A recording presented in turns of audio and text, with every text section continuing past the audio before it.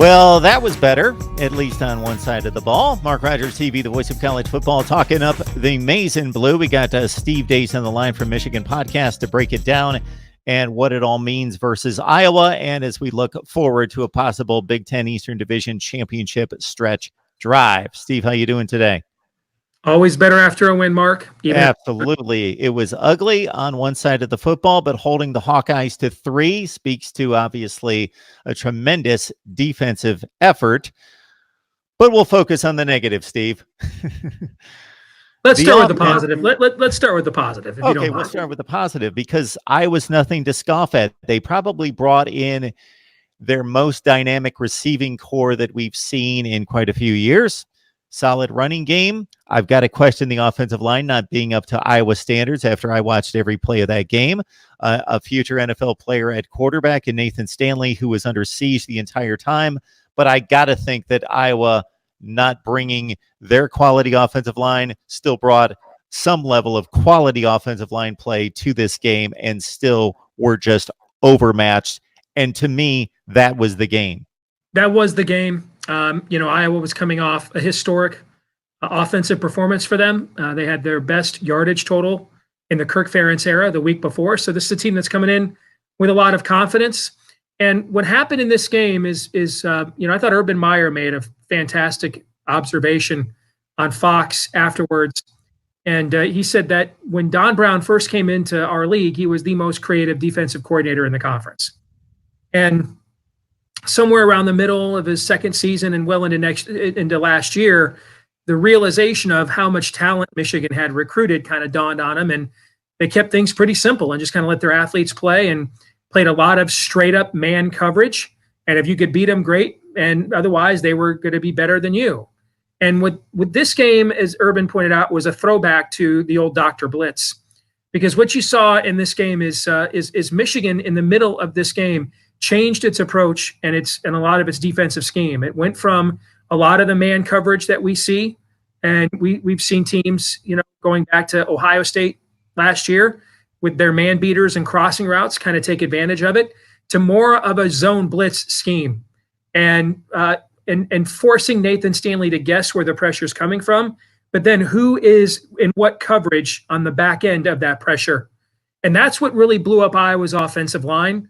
And that was the difference in the game. Now, Iowa's offensive line, we had a situation against Wisconsin where we had an all Big Ten left tackle who had been out most of the year, and putting him back in, and then you put him in that environment against that caliber of defense, and John Runyon Jr. really struggled. Alaric Jackson was put in that situation for Iowa and really struggled. He'll still probably get picked before any Michigan player does in next year's draft, as will Tristan Wirfs especially. But even without the zone blitzing, they were struggling. Wirfs and Jackson were against our edge pressure.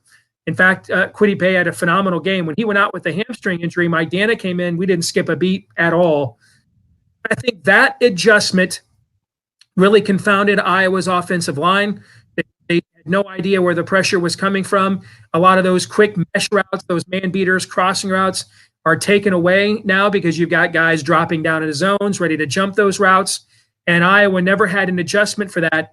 And that really was the game. And it ended up being a historic performance for Michigan. 8 sacks, 13 tackles for loss, created 4 turnovers. It's the kind of game, and we can now get to the negative if you want. It's the kind of game that if you have even a competent offense, forget good. If you have a competent offense, you win that game like 24-3. And then if you have a really good offense, one that might have a 5-star quarterback and 4 offensive linemen that were all last year, and several 4- and 5-star wide receiver recruits, that might be a game you win 38-3. Too bad we don't have anything like that. So we won the game 10-3 instead. And then despite all of those havoc plays, Iowa still had the ball with a chance to tie or win on the final possession. And it's because right now Michigan's offense, I'm reminded of the words of the great John McKay when he coached the winless Tampa Bay Buccaneers back in the 70s. When asked about his offensive execution, he said, "I am in favor of it." This would be a mercy killing. The Michigan offense is halfway through the season. It does exactly nothing well. Nothing. There is no baseline. There's nothing to build on. It's as if they did nothing for 8 months. There was no camp. They literally just decided, you know what, let's just give this thing a go first week and see what we come up with. It's truly confounding to watch. The pass protection actually isn't that bad. Shea Patterson's out there like David Carr, like just shell-shocked, happy feet, bails out of the pocket, doesn't trust what he's reading his protections. There's no rhyme or reason where they're coordinating plays or building on things. They're literally just chucking turds on walls and hoping stuff sticks. It's truly brutal to watch. That's why I wrote this week for Sports Illustrated now, because that's the network we're a part of. It's why I wrote this week that I thought before this Illinois game, Jim Harbaugh either needs to fire Josh Gaddis and take back control of the offense, or then they need to make a quarterback change to Dylan McCaffrey, because I'm well aware of the fact as a passer he's behind where Shea Patterson is. But if you can't have a quarterback, the goal of this kind of an offense is to make the defense account for all 11 players every play. And so you can have a JT Barrett set all kinds of passing records at Ohio State when he lasts about 10 minutes at an NFL training camp. Because if he's a talented runner and the defense has to account for that, then that means they're not accounting for somebody else, and that leaves usually a free runner for him to throw the ball to. We don't have any of that right now because our quarterback is not a running threat, and that means people are just suffocating, crashing on read plays on the run. It's just a hot mess right now. And at least if you put McCaffrey in, one thing we do know is he's a very gifted runner. That would give us something later on. But if we're not going to do that, then I think it's time to fire Gaddis, have Harbaugh reassume control of the offense, and we'll probably get a lot of what we got last year. I know how that will probably end at the end of the year. But they're on pace this year to end this season different than the last few, worse. Because I don't see how they're going to win too many more games now that we're about to hit the East Division gauntlet. I don't know how many of those games they're going to win with an offense that almost halfway into the season has generated one running play, 20 yards, and it was Zach Charbonnet's first career carry on game one against Middle Tennessee. So the defense looks like it's legit. A lot of talent there, a lot of highly recruited talent. I know a lot of your fans and listeners are just coming to know the name Cam Crone. 24/7 Sports rated him the #1 weak side linebacker prospect in the country 2 years ago. And so you're looking at a guy with Devin Bush type of athleticism there. They've recruited very well on both sides of the ball. It just seems one unit has taken to the coaching it's getting, and the other one is fighting it. And before we comment any more on the offense or lack thereof, I thought it was a tremendous effort by the defensive backfield. I thought agreed. The plays on the ball, the coverage, the pass breakups, being able to close the window as quickly. What they've really got that's helping them there, Mark, is another former 5-star Daxton Hill. That Nick Saban said he thought Daxton Hill was as good as any safety prospect he's ever recruited. And what you're seeing, he's not playing safety so much right now, is they're using him because, freshman safety's tough. You got to call out of signals and stuff back there. And if you're not an early enrollee, and he wasn't, that can be a lot mentally. And Michigan is using him very smartly. They're saying, hey, you know what? Don't worry about calling signals. You're the most gifted man-to-man cover athlete we have in the program. We're just going to put you on the other team's receiver in the slot. If you'll recall, first chink in the Don Brown armor was that Penn State whiteout 2 years ago, where Joe Moorhead made the adjustment of putting Penn State's best receivers in the slot against Michigan safeties and throwing over the top. And then you saw a lot of other teams begin to emulate that, right?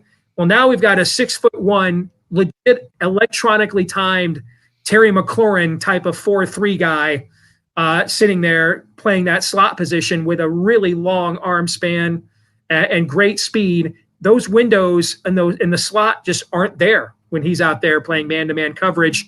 And that's sort of the last leaky valve in Don Brown's scheme. If you've got that kind of an athlete now playing in slot coverage, unless you just win at the line of scrimmage, there's not a lot of places to go. And you saw that on Saturday.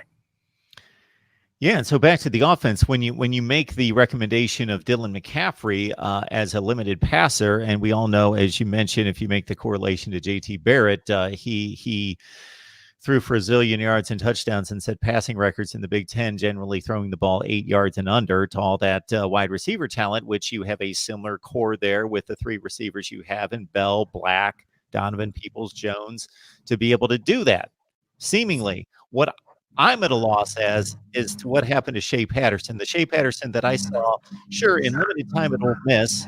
I didn't watch Ole Miss play week to week, but I watched the big games that they played against the likes of Alabama get thrown around. But I saw the highlights. This guy was supposed to be some combination of Russell Wilson and Fran Tarkington. So he obviously has the mobility to be able to do what you're talking about that Dylan McCaffrey can do and keep the defense honest. But he also, and what he's showing me is indecisiveness when he's looking downfield, and not a great arm, but a good enough for a top level college program. He can make most of his throws. I'm at a loss as to why he's. I don't know. Yeah, I wish I knew. It looks like Nick Sheridan out there trying to run Rich Rodriguez's scheme year one. That's what it looks like. And you know, if you look at his career numbers, he's played 18 games at Michigan now. And he's accounted for 33 total touchdowns, passing and rushing in his career. 19 of those 33 touchdowns, Mark, have come in the following 6 games. That's 58%, almost a super majority of his numbers, okay? Have come in the following 6 games: Rutgers twice, SMU, Western Michigan, Maryland, and Middle Tennessee. And that means in the other 12 games, those are the 6 worst defenses he's faced in his Michigan career by far. In the other 12 games, he's accounted for 14 total touchdowns. That sort of quarterback production isn't going to win championships in this era. It just isn't. Now, maybe you can get to a point where you're competing for them if you have an adequate power game up front and can run the football on almost everybody. And that was Michigan last year, except for the first and last game of the season. Okay. And I kind of just throw the bowl game out because so many guys set that thing out that it's almost, you know, not even a relevant exercise to that season. But in those middle 10 games, they dictated the line of scrimmage to the other team. And so that way you don't have to feature him as much. You're basically saying, hey, we need you to make a few throws that Wilton Spate and John O'Corden couldn't make to keep a defense honest, but you don't have to carry a program. We'll take it from here. So they either need to go back to that kind of a system because he can't carry a program. I think that's pretty obvious. You know, and I think that what you're seeing now is that now that they're in the kind of offense that is quarterback friendly, but also quarterback prevalent, he's not good enough to raise the overall level of the offense because there's nothing he does really well except throw on the run, which is another reason he keeps bailing out of the pocket. But the problem with that is he's bailing out of the pocket so fast, we're not developing any timing in our routes downfield. It just throws everything off. What we need is we need to know, can you do something really well? Dylan McCaffrey can run the football really well. And he can make it so that when we do those bluff runs on the plays that fans think every run is a zone read and it's not, it's a bluff run. They just do that even when it's not a zone read so that later on when it is, the defense doesn't know, right? Okay. So at least you have to respect that. At least you cannot corner crash and the linebacker there in space cannot just crash. Imagine if you were playing a triple option offense and you knew they were never giving the ball to the fullback. What would you do? You just shoot the gaps every single time, right? Because there was never going to be a time that you're going to have to pay for it. So you're just going to shoot the gap every time. That's what's happening right here. Right. And at least if you put McCaffrey in the game, at least you have to play straight up because if you do that against him, he'll house you. We know that he can do that. Now, I have no idea how well he can throw the football. Frankly, I thought the throw Joe Milton made for a touchdown against Rutgers 2 weeks ago was better than any throw I've ever seen Dylan McCaffrey attempt. Okay.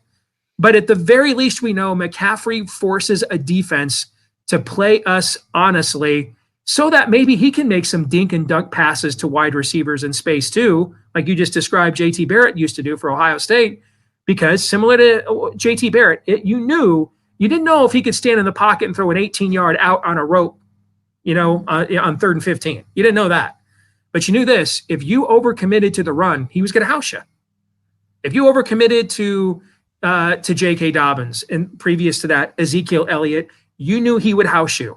Dylan McCaffrey has that ability. And at the very least, that would give them some identity on offense they can build from there. Because right now it's jack of all trades, master of nothing. I will belabor the point on the Shea Patterson deal because of the disparity in competition that you raise. This is an exercise I do all the time when there's a transfer player, especially at quarterback, to say, what has he done? Okay, we see the stat line. What is the stat line game to game? And I looked it up versus the Texas A&Ms and the LSUs. And sure, there's going to be a disparity because you're going to beat up on the Samfords and the Memphises of the world or whomever they have on their schedule. That you expect a disparity, but it wasn't great. He was producing against those mid-tier to high-tier defenses. So again, I don't know what happened. And if you and I can answer questions like that, we wouldn't be sitting here doing this. We'd be making the $1 million a year Josh Gaddis is getting paid, right? All you and I can do is ascertain conclusions based on the answers we're given. You know, we can't determine why those answers are the way they are or do something about them. We can only draw conclusions from the answers that those who make money coaching this and playing this give us. And the answer that we've been given is Shea Patterson can't carry a football program. Yeah, doesn't mean you can't win a lot of games with him. It just means if you want to, you have to change this offensive approach. He cannot handle. He can ride in the car. He can even drive the car, provided there's a GPS system. But if you just hand him the keys and say, "Hey, you got this," that's just not going to happen. It's pretty obvious now.